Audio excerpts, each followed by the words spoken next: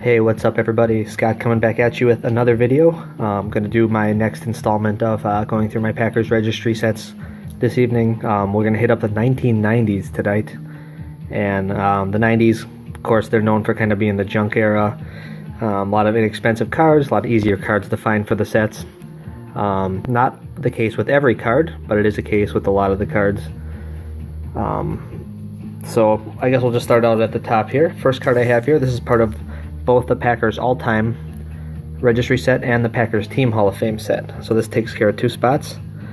It's the 1999 Fleer Focus Donald Driver rookie card in Gem Mint 10. This card was an extremely hard card to find, only a population of 2, and I picked this up from Probstein about 2.5 years ago, I want to say.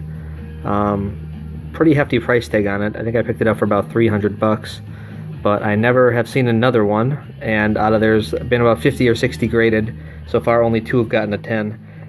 These white corners, more so the back with the green, they tend to chip and show white very easily. This one, very nice looking.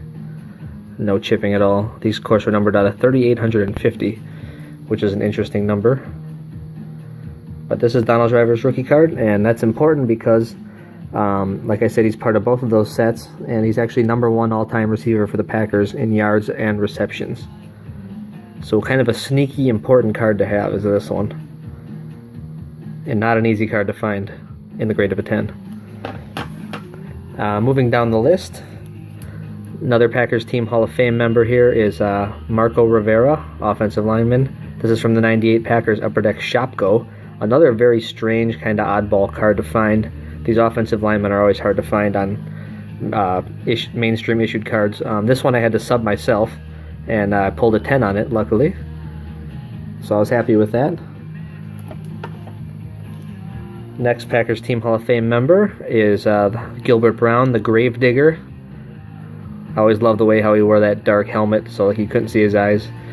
With the helmet shield. 96 tops. This card was also kind of a tough card to find. It was another one I had to pick up raw and sub myself. This has a population of 12. That last card I showed, the Rivera, was a pop of 5. And again, this one I did sub myself as well. Next on the list, let's go back to 1996 here. Packers general manager from the 90s, Ron Wolf. This is from the Collector's Choice Shopko cards. They did this Legends of the Green and Gold thing. This one I also subbed myself and got a 10. I think I subbed a couple of these if I remember right. I got a couple 9s and a 10. And I actually moved the 9s to some of my fellow collectors also doing the set. So there's that one. Next one.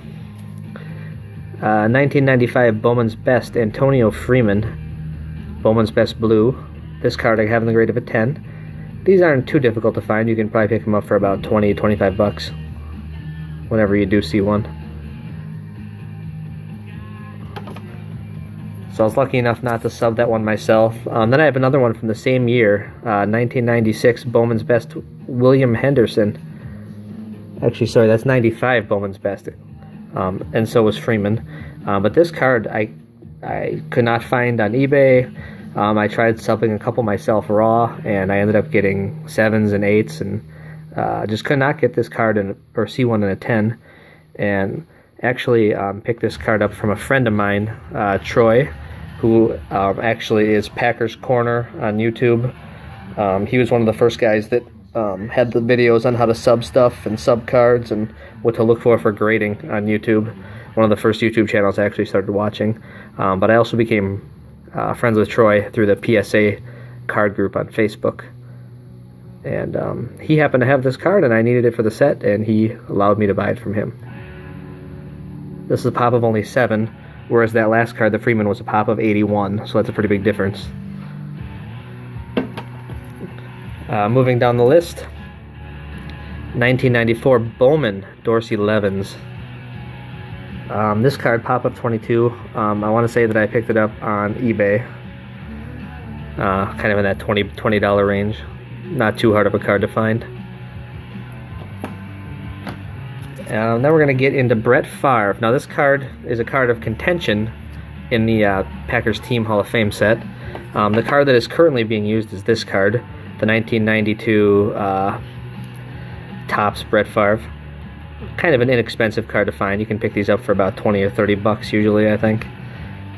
A large pop on this one, I think it's like pop 258 or something like that, so not too difficult to find.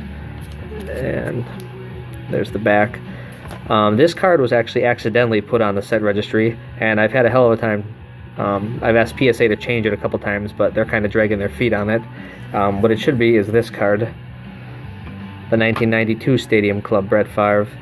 This card is much more sought after. The other card that I just showed goes for about 20-30 bucks. This one goes for about 200 to 250 in the grade of a 10. And I don't remember the pop report offhand, but it's definitely his more sought after card. And the reason we use this card instead of the 91 Stadium Club for the Team Hall of Fame set is that this is his first card in a Packers uniform. So hopefully one day soon it will be switched to this card as his registry card in that Team Hall of Fame set. Moving down the list, Reggie White. This is his first year in a Packers uniform. 1993 SP Reggie White. Got this in the grade of a 10. I want to say this is also an eBay pickup. You can get them for about in that $20-25 range. This card is pop of 22.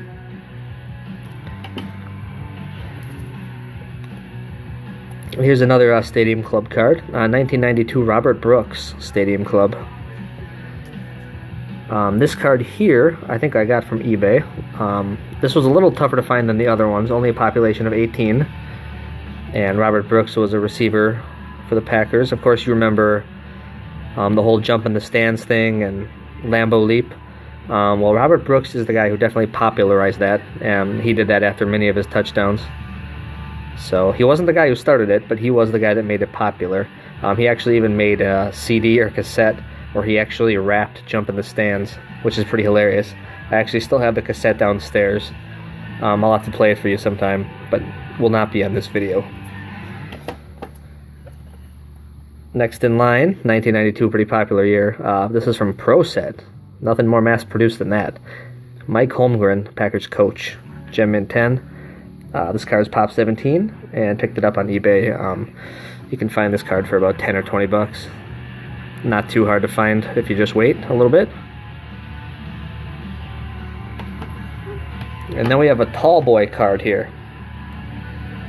This is from those 92 Fleer Game Day cards where it has the 4 players on it. This is actually Mark Chimera's rookie card, as you see him in the upper right. This one is a hard little card to get. I subbed a couple myself. I think I got a couple 7s and an 8. Just nothing. It's hard to find because you'll see these pictures will be leaning and off-centered. And they didn't really hold that well. There wasn't not really a good way to hold these cards as far as top loaders go, I don't think. And this card is a pop of 6 in the mid-9 with 2 graded higher.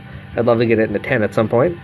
And this card was actually given to me by the guy who is in number 1 in all the sets, Ryan. He sent this to me just because he had an extra, apparently. And super cool of him, so I was happy he did that.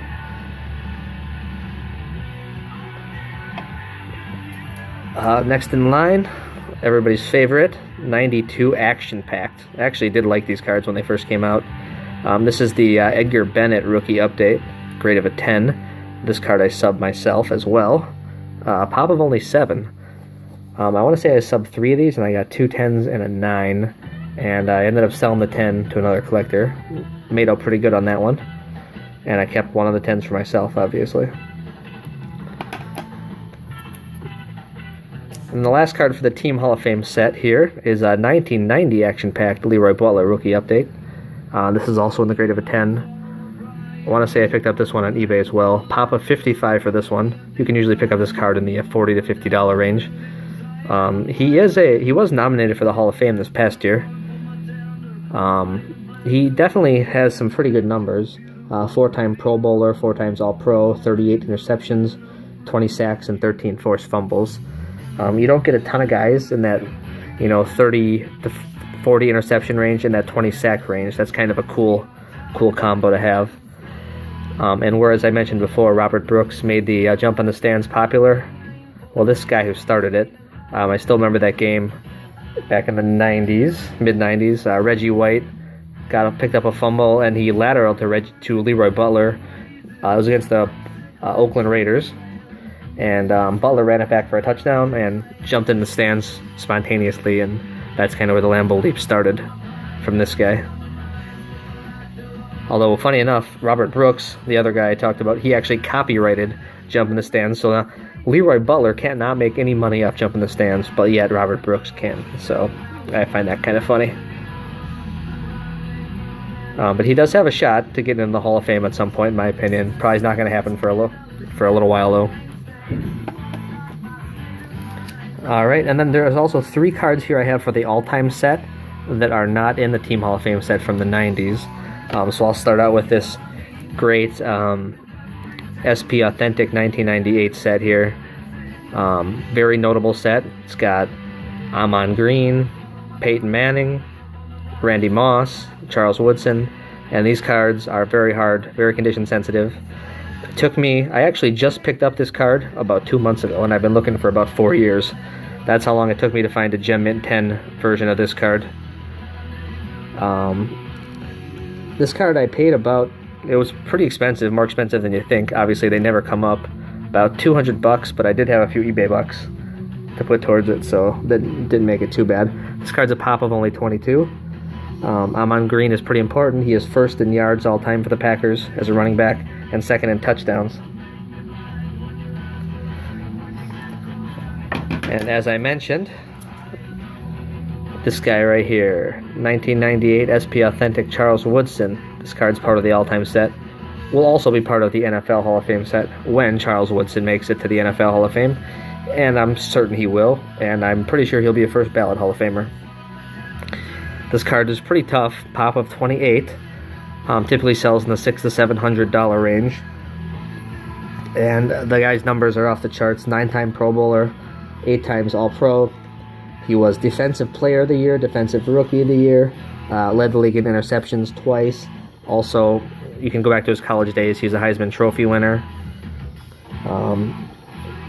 He had 20 sacks, 33 forced fumbles, 65 interceptions, and 13 touchdowns. Those numbers are insane. You can write it down. Charles Woodson will be a first ballot Hall of Famer. And it's a card that I actually recommend you get before he does get into the Hall of Fame. Because this card, I think, is only going to go up from there. You see what the Randy Moss sells for. You see what the Peyton Manning sells for in high grade. Charles Woodson's a pretty popular player too, so I could see this card climbing a little bit, even though it's not cheap right now.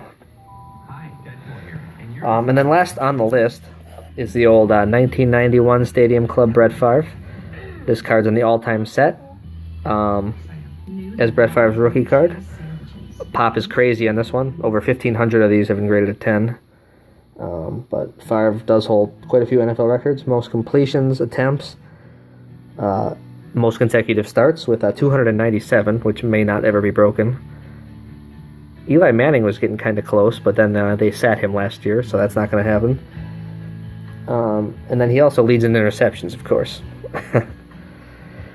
But the reason these 3 cards are in the all-time set, but not in the Team Hall of Fame set, is because they all have different teams' uniforms on them, even though they're the actual real rookie card of the player. So that is it for the 90s. A lot of kind of oddball cards in there, some cheaper cards, and some pricier cards as well. So I'm going to kind of keep doing this. I'm going to go decade by decade here. Next up will be the 80s, and I'm going to work my way back. Packers been around for a long time, so we are going to have cards all the way back to 1930s. So I'm just going to keep taking it a decade at a time. Hope you enjoyed the video. And I'll be back with another video soon talking about the 1980s, so stay tuned. Thanks everybody for watching. Have a great night.